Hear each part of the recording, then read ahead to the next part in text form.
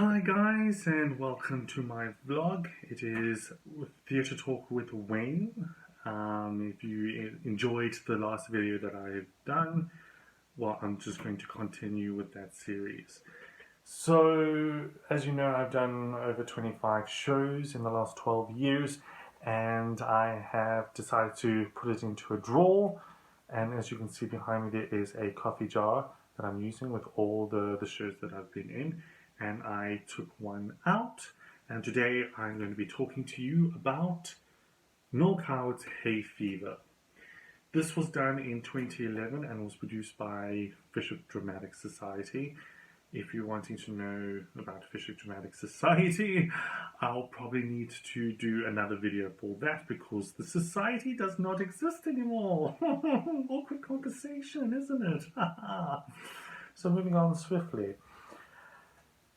So Knockout Hayfever is about a very creative family who just believe that the world actually evolves around them.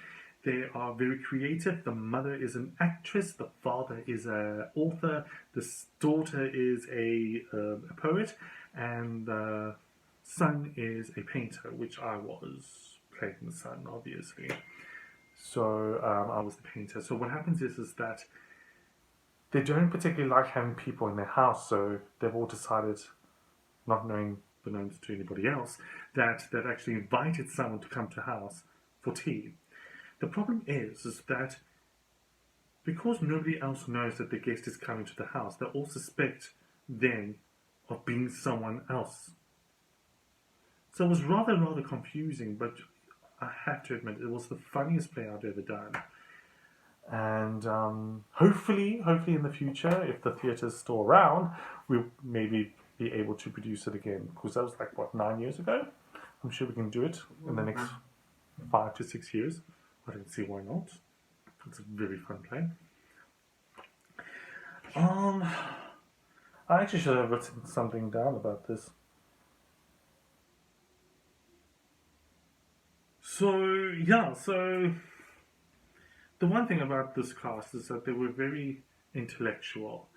There were 3 classmates who were so beyond me. Like, for example, we also had a carpool.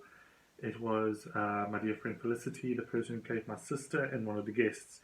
We had a carpool going from Mowbray to Fishhook.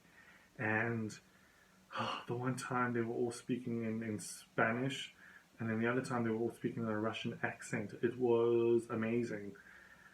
One of my co-stars, actually, he was dating a friend of mine, a very close friend of mine, and I actually helped him propose to his girlfriend. And the one night that we went to rehearsal, I don't know, he was really somber, and I was like, what's going on? And then he went inside and no one could find him, and I eventually found him, and he was just about bawling his eyes out. And he told me that my friend had broken off the engagement. So I immediately phoned my friend. I was like, what's going on? I mean, he's crying his eyes out. And she said to me that it needed to happen, which I kind of agree, because to me, there were 2 different people, and he was trying to change himself to fit in her picture. And I think from a relationship standpoint, you should be who you are in a relationship. You shouldn't be someone that you're not for the sake of the relationship. Those are pearls of wisdom that you need to write down. Are you writing down?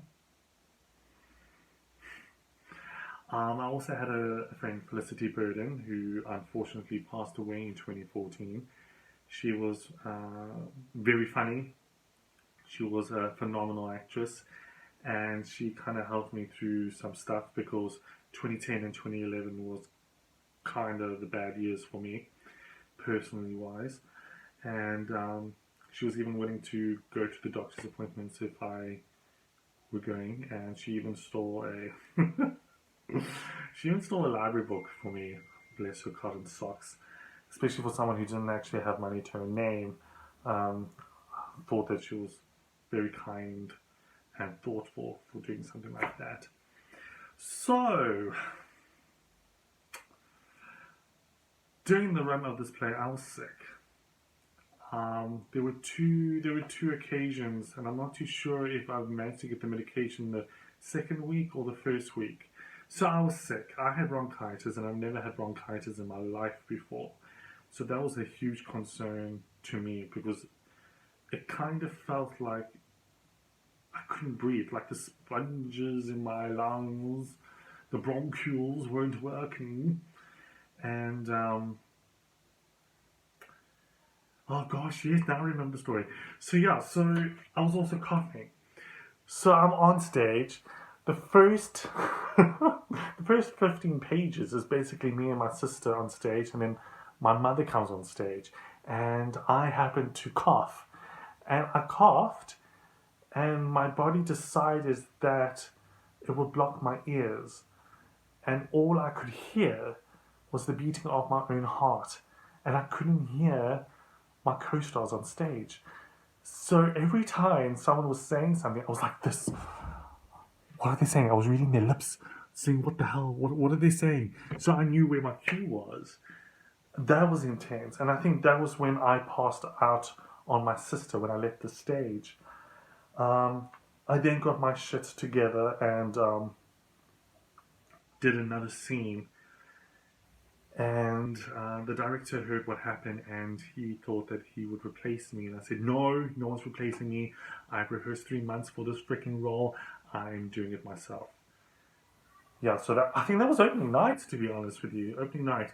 The next day there were 2 shows, and because I was sick, I actually slept on the set. And yeah, the second show was much better than the first one. And I think I got the medication for my bronchitis, which was obviously diagnosed. No! Gosh, I don't know. I can't remember. It was 9 years ago. So I'm going to tell you the story when I was actually on stage and in the scene. Yes, I would have had the medication because that's the reason why I was going crazy on stage. So in this scene with Felicity, I'm bouncing from one chair to a couch to another chair, trying to tell her how much I love her, or a person I've never met in my whole entire life. But anyway, so then what happens is that because I was taking cough syrup, it had codeine in it, and codeine mixed with adrenaline was quite an intense experience. So imagine me going from one couch to another, but times it by like 20. I was on speed. And because of that, my heart was beating like this. And then when I managed to get off the stage, I collapsed. It was one of the shows. Yeah, I collapsed. And that's when they called for a doctor in the house. And then I got 2 nurses and a vet come to see me. And they all put it down to the intake of the cough syrup, which had the codeine in it. And all that, so I had to take it easy. Like the one time I did the scene again and I was told to sit where I needed to sit, and I had the 2 stage managers standing on one side, on the other to obviously keep an eye on me so I won't pass out on stage. So that was pretty intense. Yeah. I'm so sorry that I'm actually doing this to you, but I actually should have read this. In 1921, Coward first visited New York City, hoping that American producers would embrace his plays during that summer. He befriended the playwright Hartley Manners and his wife, the eccentric actress Loretta Taylor. Their over-the-top theatrical lifestyle later inspired him in writing Hayfever. Coward wrote the play in 3 days in 1924, intending the lead role of Judith Bliss for the actress of Marie Tempest, whom I revered and adored. Though she found it amusing, she thought it not substantial enough for a whole evening, but changed her mind after the success of Coward's The Vortex later in 1924. Hayfever opened at the Ambassador's Theatre on 8th of June 1925 and transferred to the larger Criterion Theatre on September the 7th. and ran for 337 performances. Coward remembered in 1964 that the notices were amiable and well disposed, although far from effusive. Okay, should have practiced that before filming. Yeah, so when it comes to a community theatre, it normally runs for 2 weeks. So that's basically like 7 to 9 performances. Musicals and pantos run for 3 weeks. And special shows like William Shakespeare's shows also run for 3 weeks. And yeah, so if you are interested in joining a dramatic society, check in the description below. I will give you the Facebook pages to those dramatic societies and take it from there. Be safe, guys. Be safe.